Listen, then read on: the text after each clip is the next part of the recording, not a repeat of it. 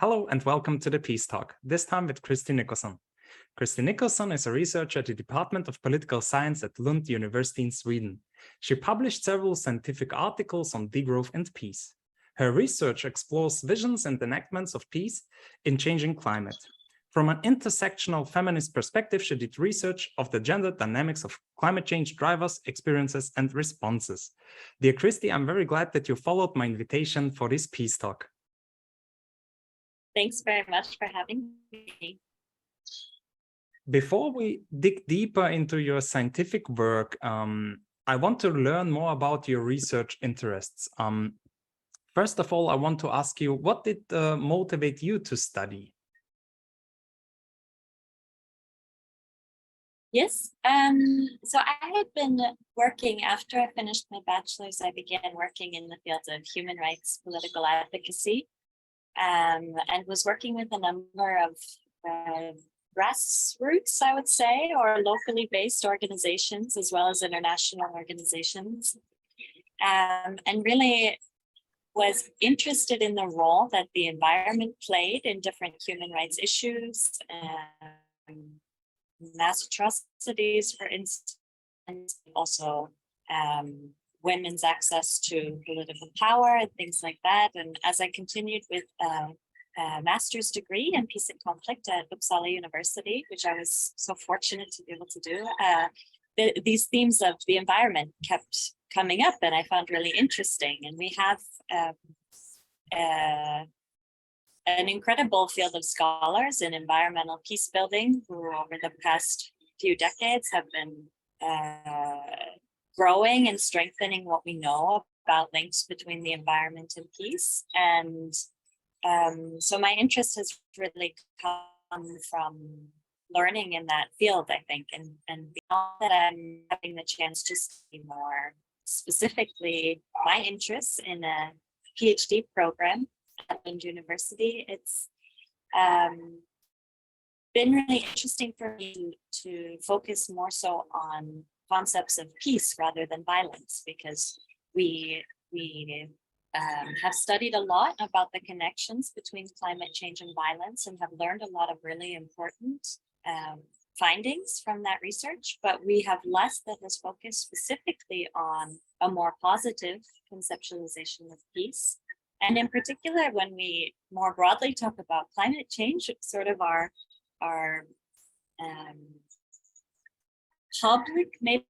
public discourse around climate change is very doomsday. It's very dystopian, from everything from what we see in our policy work to on the screen, in film interpretations, in writings, and so on.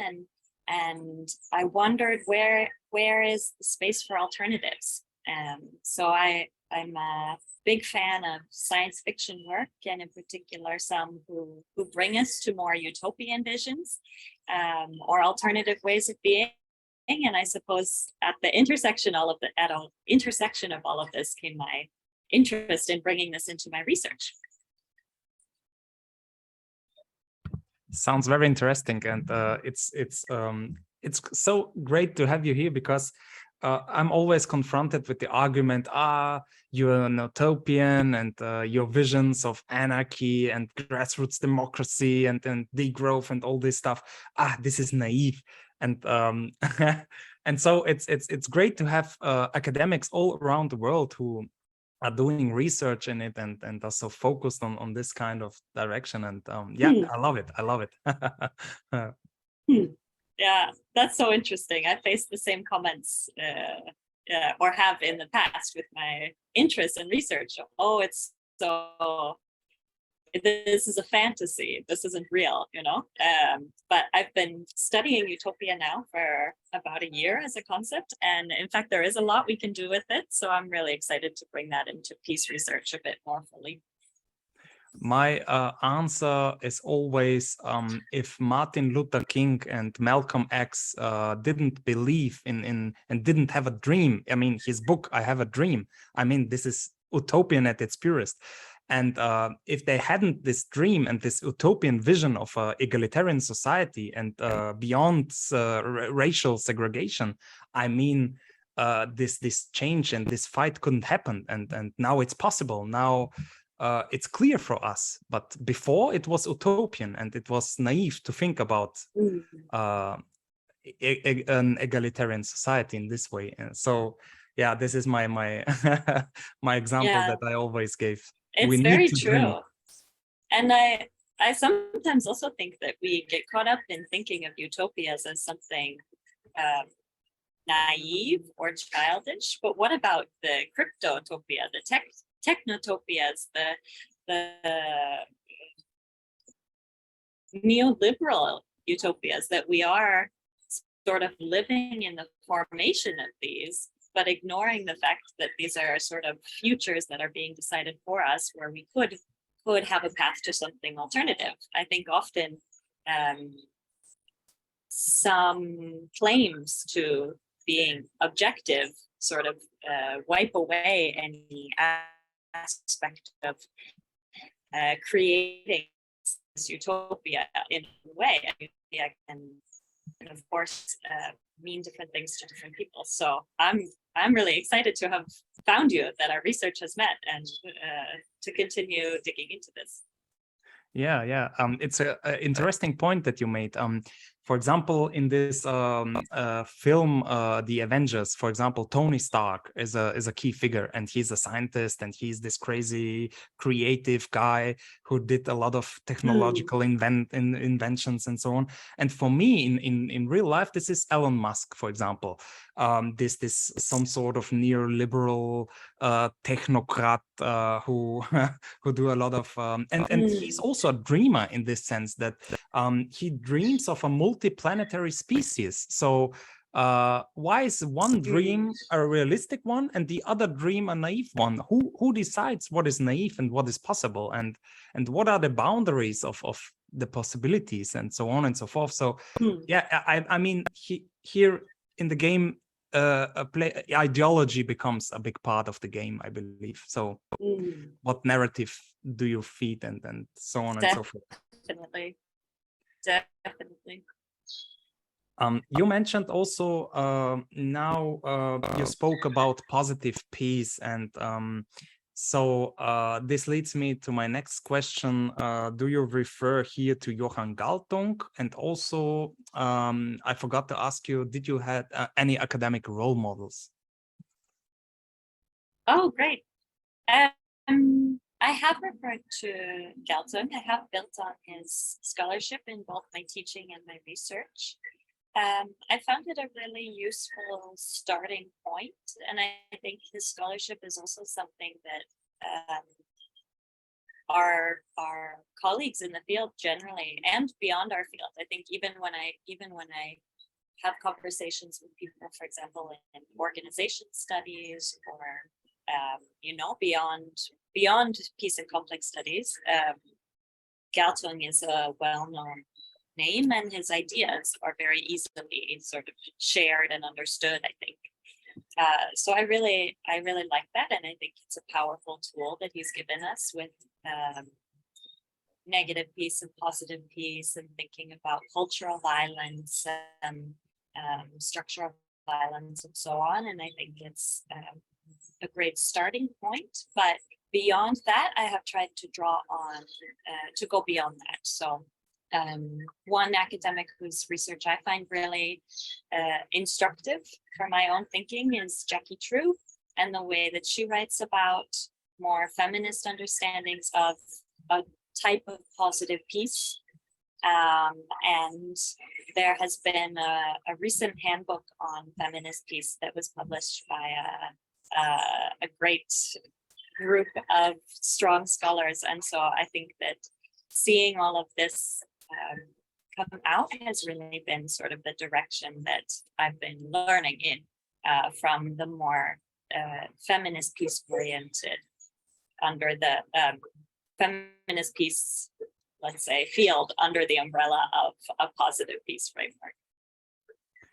I want to ask you, what is your starting point in your thinking, and also in your writing?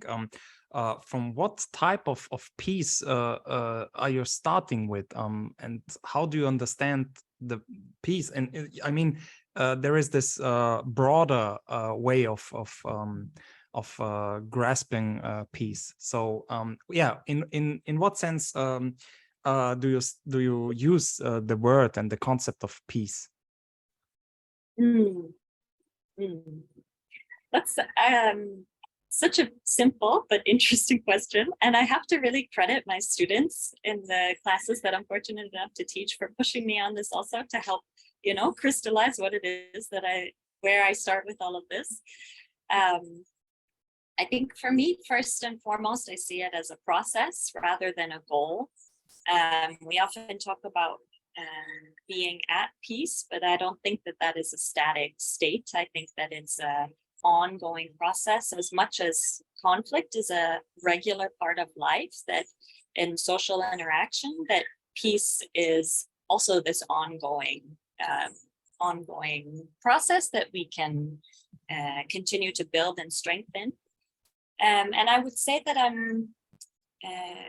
I also see peace as this process in terms of relations. We can see conflict a part of everyday life. I think peace is also a process that is in the everyday, and that it's a process we can find in relations, not only relations between people or parties or states, but also with more than human, and looking beyond sort of the relations solely between people, to be a process of greater well-being, I suppose. And we can interpret that in many ways. And I try to look at it from different angles in my research, but I think ultimately I see it as this process of relations that is trying to have greater well-being and work towards liberation. This sounds very nice and very broad, in the sense that it does not focus as the usual one, the absence of war, so to speak. So this is the more liberal understanding of peace, I would say. Let's dig deeper a little bit into the premises of this mainstream peace, and maybe we can call it liberal peace building, because these premises are very important to understand and to understand the critique of degrowth, because as far as I can understand, liberal peace is the premises are that through economic growth, the prosperity, it will lead to prosperity, to peace, to wealth, to more distribution, to more democracy even, and so on and so forth. So this kind of narrative, this focuses on economic growth and economic development and so on and so forth. So how can we criticize this narrative that is so strong and widely quoted and used in many theories and aspects and so on? So what are the premises and how can we understand them and criticize them, and for what? I would say that with the concept through which I think we found each other on climate resilient peace has to do with this, with degrowth movements and frameworks, both philosophical and in terms of practical social movements. And I suppose when I think about your question, I think that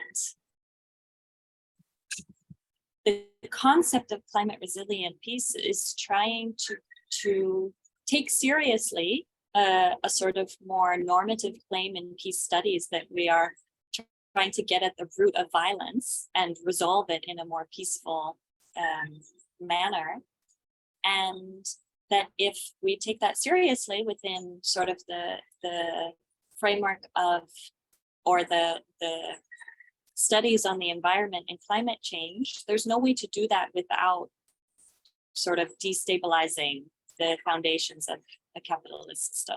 That if we are going to be serious about the different types of structural, cultural, and direct violence that are existing related to climate change and other environmental issues, that a peace building process is short-term at best, or partial at best, if we're not talking about the underlying causes that are really colonial capitalism or extractivist capitalism, that are sort of maybe overlooked or taken for granted or seen as impossible to destabilize. But there's a quote that I love from Ursula Le Guin. I think she says something like, it's, you know, impossible to imagine the end of capitalism, but it was also impossible to imagine the so too was the reign of kings, or something like that. And I think I haven't so much engaged directly with debates about liberal peace, but I think what I find instructive within those debates themselves are sort of, what is it that we're taking for granted, and where are the silences? And for me, that lies in the assumption that economic growth is a normative good, and that it can in any way relate to peace beyond well-being for sort of the elites or those already in power. Yeah, I'm totally on your side, and in my article that I'm writing now, I go even a step further, and I would put those silences, as you framed it, I would put those silences in the category of epistemic violence. And here I have to give a big shout out to Claudia Brunner, who wrote this wonderful book about epistemic violence. She's a peace researcher, professor at the University of Klagenfurt in Austria. She's a feminist scholar. So in my opinion, it's not only that they are overlooking it, this kind of selective vision of production, reproduction, of care work, of the understanding of growth and so on and so forth is also dangerous, in the sense that the solution is, in my opinion, part of the problem and not a solution. So they are tackling climate change, this is true, but they are tackling the symptoms and not the causes, as you said. So in my opinion, this is even, more, I would put it in the category of epistemic violence. Yeah, I think you've really put your finger on it. And where I started with being interested in degrowth and how this relates to peace and thinking about a climate resilient peace, since then in my PhD studies, I've been thinking more about the politics of knowledge, exactly because of this point that you're making here. And I'm interested in how we come to know what climate change is and how that impacts either adaptation or maybe more radical transformation or ways of living with these changes. Because I think that you're absolutely right. These epistemic violences that we see are critical to any peace building project. So I really agree with you there. Let's move on. You began to talk about the climate resilient peace. So how can we combine and think this both together? Because as I mentioned before the interview started, we talked about that there is no scientific literature on the combination, and there is not much written about, for example, degrowth and peace and so on and so forth. So in this sense, you're some sort of pioneer in this field. And how can we understand it? I mean, for me, it's so obvious that these both are linked together when we see degrowth is talking about the well-being of all human kind and of all beings, and of protecting nature and solidarity and sharing and commons, and they are criticizing that the wealth distribution is in the hands of a few, and so on and so forth. So what is it that climate resilient peace add to the other peace studies, or to the peace studies that for example the concept of emancipatory peace from Oliver Richmond, which is also a great concept, and in my opinion Johan Galtung and Oliver Richmond, they started an intersectional perspective on peace because they looked up, for example, structural violence and hidden violence and so on and so forth. So they started with this. But what do you think? What is added to this kind of theories, in your opinion? Thank you for that. I think reflecting on these contributions about emancipatory peace, which is really interesting. I think one aspect of degrowth that I find really instructive within peace studies and sort of the nice bridge that we can see between them maybe and how this is constructive is perhaps a more liberatory sort of peace that we find, for example, with decolonial theories and writings and praxis,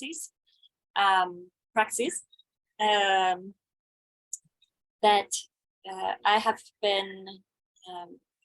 have learned from some really wonderful colleagues that to speak of emancipation is still to be thinking within this framework of being handed your freedom, that there is still an aspect of you need to wait for someone else to give it to you, whereas liberatory is much more sort of creating it for yourself. And the work of Paulo Freire, and at least for me, the way that I understand this has been incredibly important and instructive when we talk about, for example, the banking model of education and who is really claiming in our conversation, I guess, peace, and what does it look like? So I think that is one really important contribution for me that has come from trying to think about peace and degrowth together. And I also think that perhaps we haven't seen them so much in conversation because I think degrowth links really well and really clearly with climate justice movements. And I think there's been, there has been a real, maybe synergy isn't the best word, but they work very well together and I think have found great allies in each other as movements, as academic bodies of work. And I think it's always interesting for me to try to think about what is maybe the difference or the added value between justice and peace differently. And it's a question that I still struggle with and think about. Recently I've been learning or trying to learn much more intentionally from the models of prefiguration as peace practices and looking at, for example, the writings from Angela Davis, for one, from the Young Lords Party in both Chicago and New York, the Black Panthers, like this kind of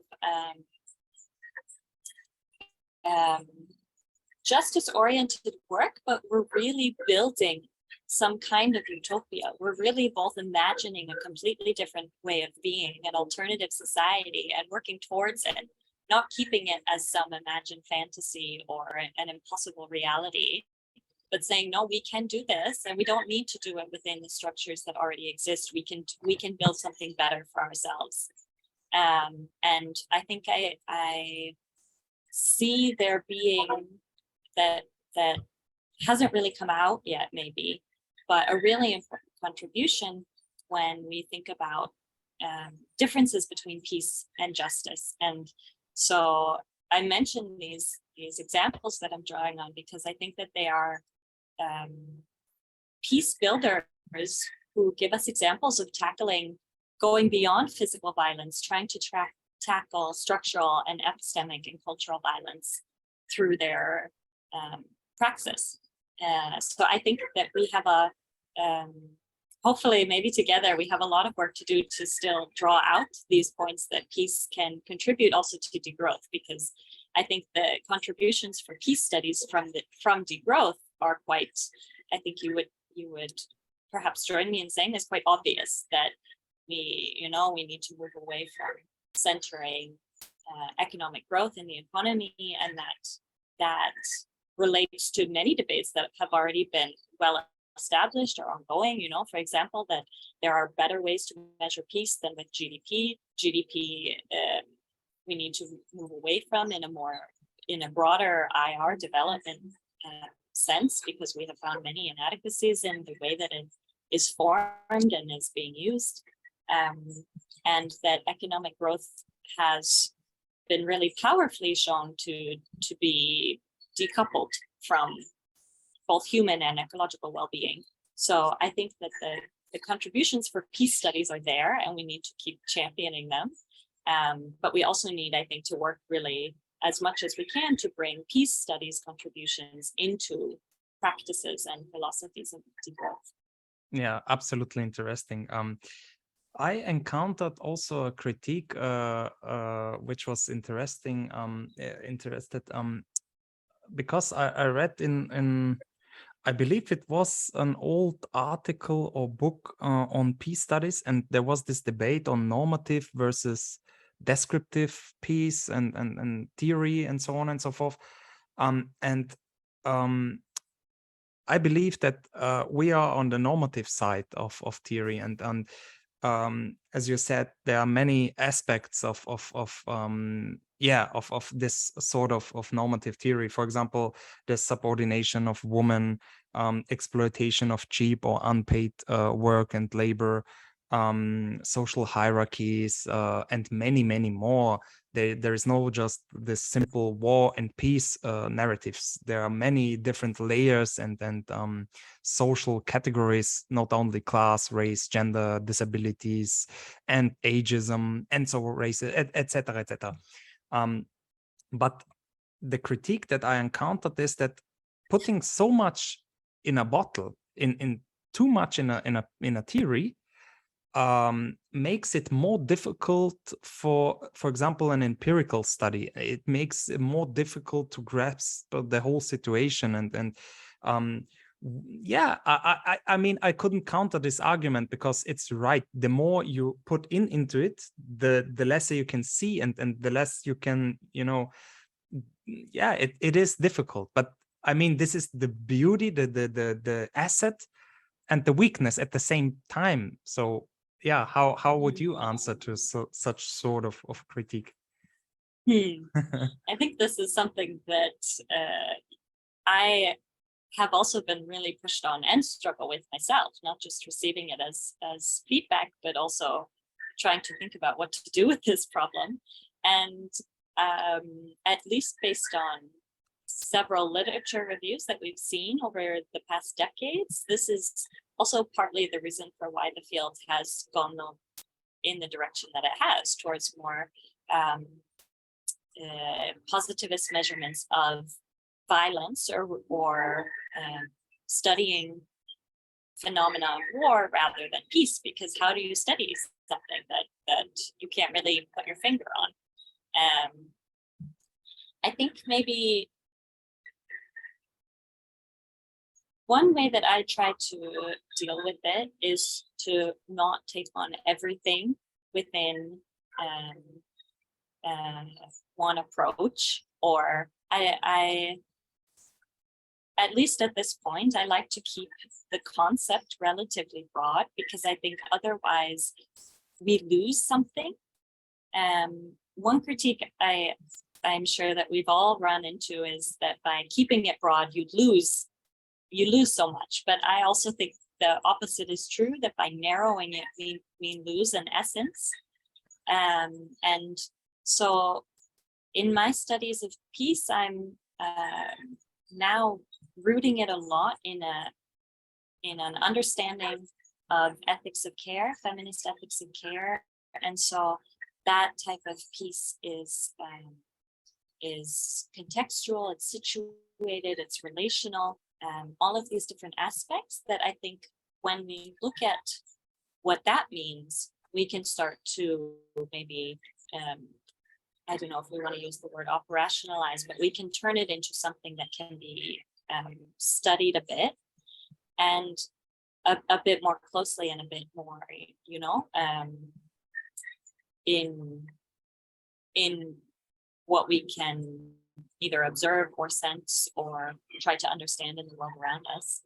And as far as normativity goes, this is also, of course, something that many of us have encountered.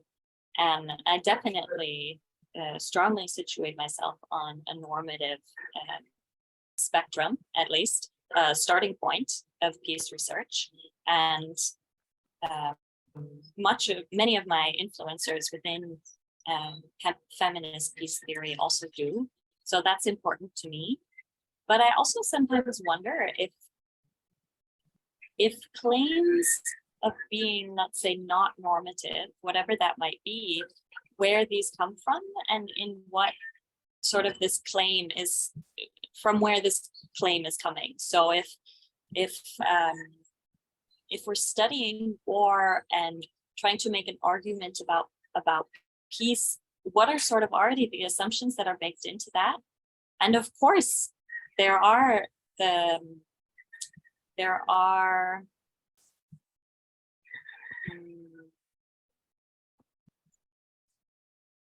I think it's very easy to make claims that we're not being normative by simply choosing not to engage with underlying assumptions. And I don't think that that is always a bad thing, but I do think that critique of normativity for me is not always so productive, or maybe it depends what kind of conversation we want to have about normativity. Because if we look at the history of peace and conflict as a field, it started out incredibly with normative commitments and strongly rooted in activism. If we look at the the International Women's Organization, or some commission, I think, after World War I, where Jane Addams was a key figure there. And really her early writings are, I think, give us a starting point from which to read Johan Galtung's work on positive peace, the kind of peace that she's talking about and working towards.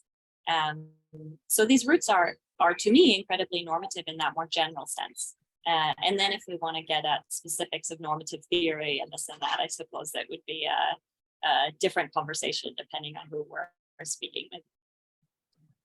Criticizing normativity sounds to me like this guys that are telling us, it was always like this and it will be always like this and it is good like this. But that's not true. Things can change. And things must change. I mean, climate crisis show us that we need to change rapidly, and it's a catastrophe, not crisis. We should frame it climate catastrophe and not crisis. So, of course, we need to do normative studies and normative science because things need to change. And yeah, I'm absolutely on your side. I just wanted to rethink it and then to you know to add some arguments and perspectives to the question. Yeah, in your article, you from 2021, I believe published in Sustainability Science.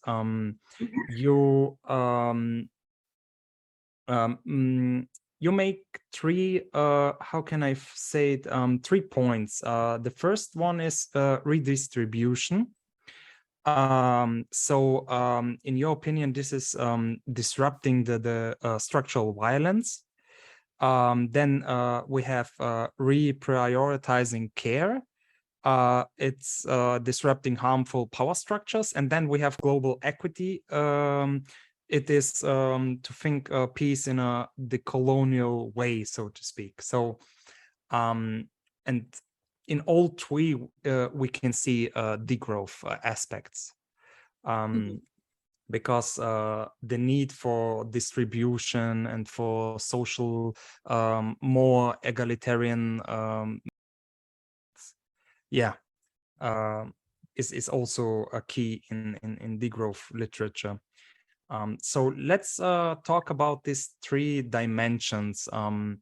why are they important? Why is, for example, redistribution so important, social equality? Why is it important for peace?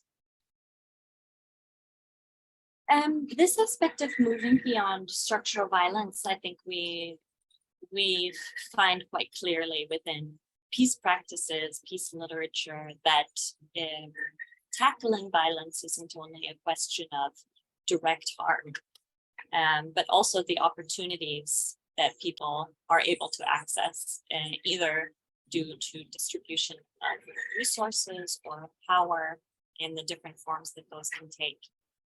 And so redistribution in a perhaps more liberatory peace framework would be claiming the power over means of living. And the examples that I was drawn to of what this could look like through a degrowth approach, I drew on examples of urban gardening in Detroit, but we find this in many places, specifically those that are really powerful means of tackling structural violence, because just the practice of having an urban or a community garden doesn't mean anything for peace. It's about what this does, and through a degrowth or a climate resilient peace approach, it's about redistributing political power, access to the land, access to how your city functions for you, the kind of food that you're able to grow and what that means for your health, your community's health, and the means that we might try to use to get at the differences or the separation, especially between groups when we talk about structural violence. So I think redistribution we find in a lot of peace literature, transformation, but also justice, and I see that as really important when we talk about bringing these two together. Yeah, absolutely interesting. Yes. Talking about urban gardening, I was holding a lecture in Vienna, Volkshochschule, it's called, and I was talking about degrowth, and I did some interviews with architects, which are constructing buildings with circular economies, with the concept of conviviality from Ivan Illich, and so on and so forth. And then at the end, I heard the critique that I'm talking about small scale projects, and I'm talking about low level, on a local level, projects that are not neither historical, not in nowadays very important. And how can we change society by naming some small projects? And yeah, I was without words. I mean, it's the same with normativity. It's a big strength, and it's an asset, and on the same time, it's a leak, and maybe he's right, and I couldn't find an answer. I mean, the only explanation that I have is that the power structure does not allow this vision to become more hegemonic or widespread. I don't know. I have no explanation why is it. But yeah, it's because you mentioned urban gardening, it popped out in my mind that yeah, you're exactly pointing to feedback that I have gotten with this paper in particular, that this is really lovely, but it's on very small scale. And of course, there is so much to be studied in terms of scale and place, and even temporality, and how these different aspects come into play here. But I think maybe my most immediate answer to this point is that I think let's say the forces that be, that the status quo is also quite a small scale project when you look at it. the companies that control our systems of global production and consumption are incredibly few. You know, when you look at these maps of what companies control who, there are very few that are holding everything together. When we look at trends in terms of climate emitters, when we go beyond a national scale and we start to look at differences in wealth and income and emissions,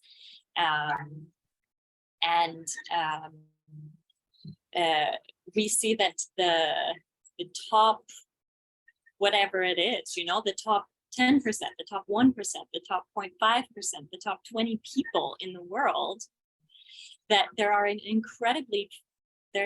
an incredibly small number of individuals and let's say corporations or projects that are causing the problem.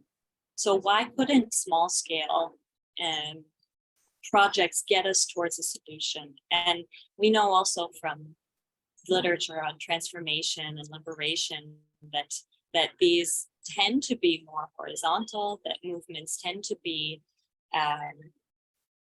more localized or context specific. And so I think they also have to be. I don't think we want, let's say, you know, quote unquote, a solution that is global, that is continental, that is going to look like, let's say, a scaled model of Monsanto productions. I don't think that that's what we want in a peace building project. So I think it has to be small scale. It has to be at a local level.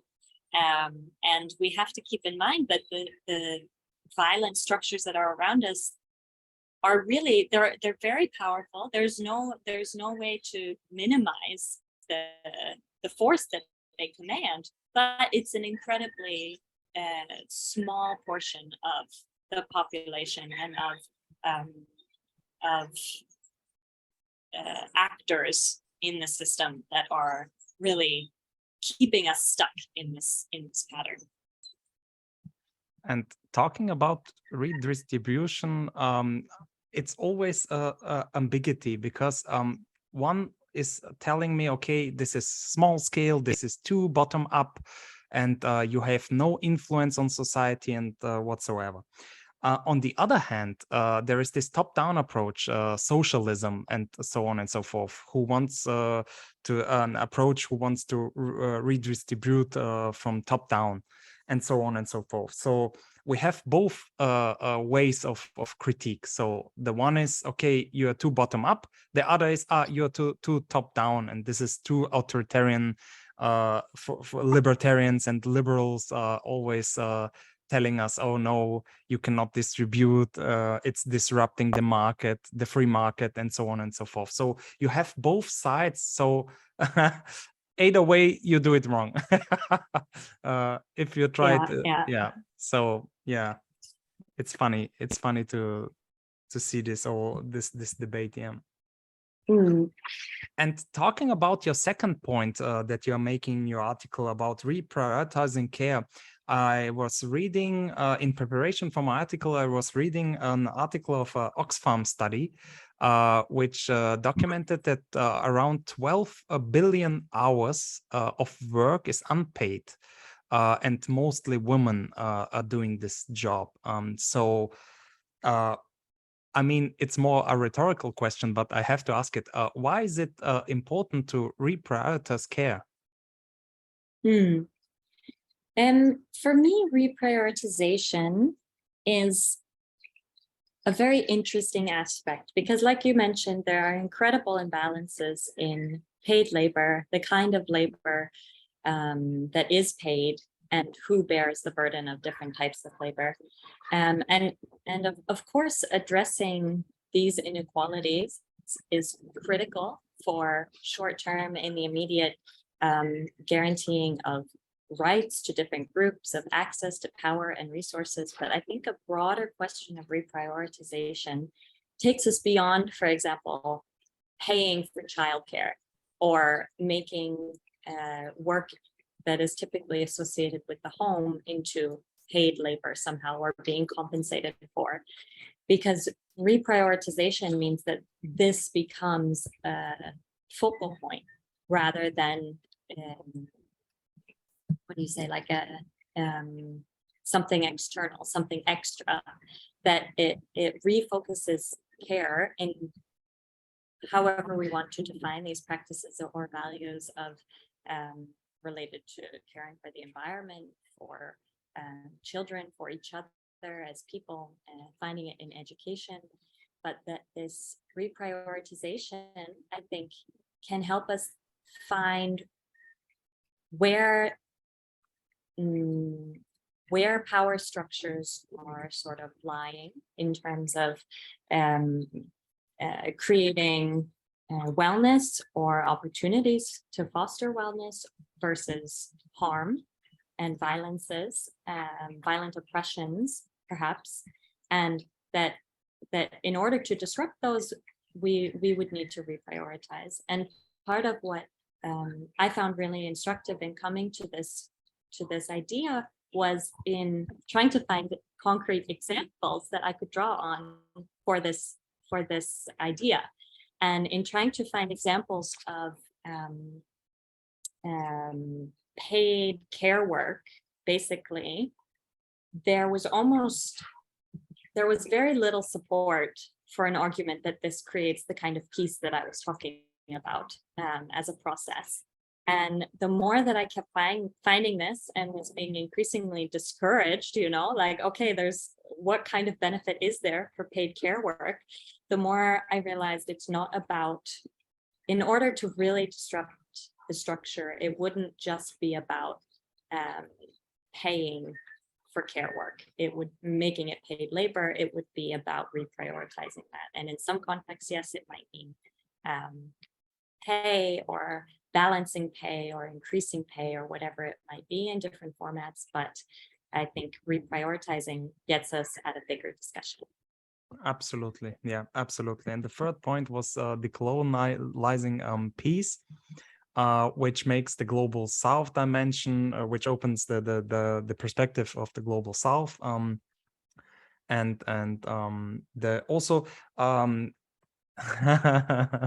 Hey, I'm Sorry. allergic. I'm allergic, but I love cats.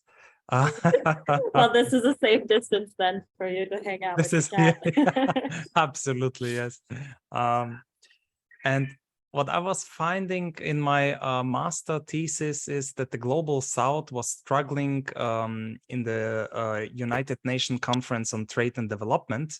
The 77 nations did struggle against the industrial North, because they find that there is an unequal trade, and resources are cheaply sold to the global North, to the industries, and on the other hand, we sell them our technology, and but we have the patents, of course.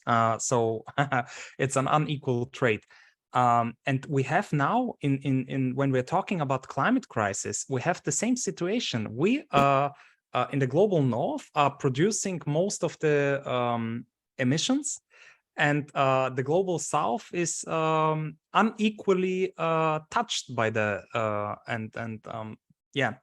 by the ecological crisis. So it's very nice to see it in your paper that you are also opening up this perspective of the global South. Yeah, I think questions of particularly looking at the actors responsible for promoting extractivism, and where we place sort of the burden of maybe changing those practices. We have, perhaps within peace studies, within development studies, spent so long focusing on sites of extractivism rather than sites to where this is going, the recipient actors and communities and countries, or businesses even. And I think in part this aspect of global equity through decolonizing cannot turn into a sort of emancipation project, that it has to keep liberation at the center, which means maybe a step back. You know, that within the degrowth, we talk about the decolonizing space for alternatives and making space in the imagination, the economy, whatever it might be, for countries and communities of the global south to do otherwise, to do better for themselves than they are experiencing based on current global hierarchies. But keeping that at the center doesn't mean letting the global north, so to speak, off the hook. And I think taking this maybe relates to arguments, you know, about climate debt or environmental debt, even the loss and damage conversations that have been going on more and more recently, excuse me, more and more frequently in the UN climate meetings, I think are really important to listen to here when we talk about what would equity mean, and to keep thinking about it with this liberatory lens, that keeping liberation at the center of any conversation around global equity, I think is really important in order to truly take seriously our learnings from the colonial theory and practice. And global north, whether we're talking about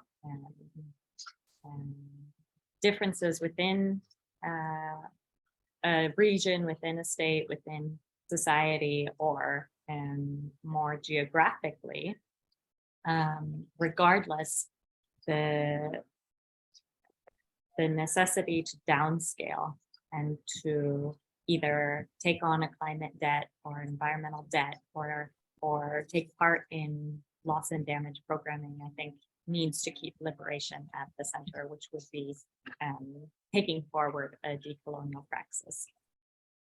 Yeah, absolutely. I totally agree. And here I also found some arguments that degrowth is a perspective that is more or less Eurocentric, because it tackles only the global north, and it speaks for the global north, and also maybe it is some sort of selective, because many countries in the global south wishes to develop and to grow and to participate in this. For example, that is my finding in the master thesis, that many of these countries, of the so-called developing countries, they expressed the wish to participate in the global economy and to grow more and to be a capitalist player.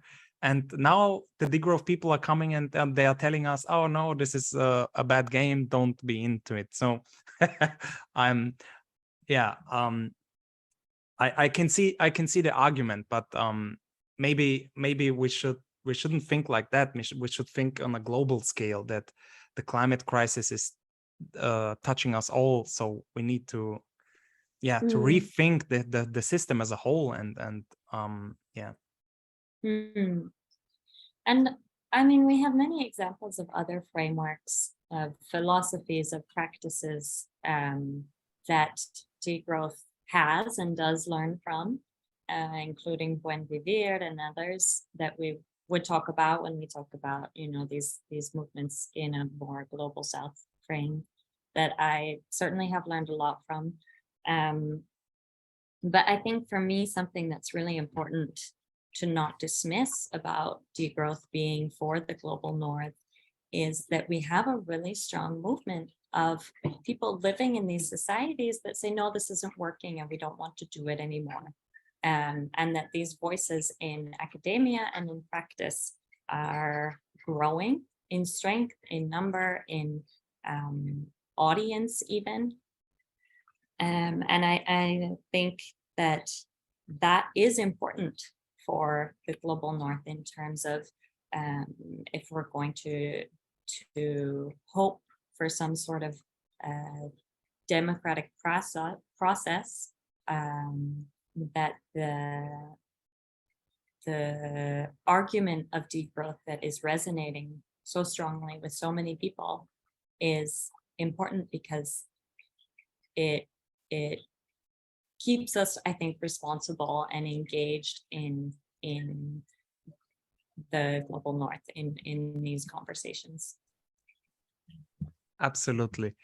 Yeah, so I have no further question. I'm very glad and honored to talk with you about your study and yeah, your philosophy, and it was a pleasure. I learned a lot from your article, and I was so happy, like a small kid that is discovering a new toy, that finally there is a researcher that did put two things together, degrowth and peace. And also I learned this new term, climate resilient peace, this new approach.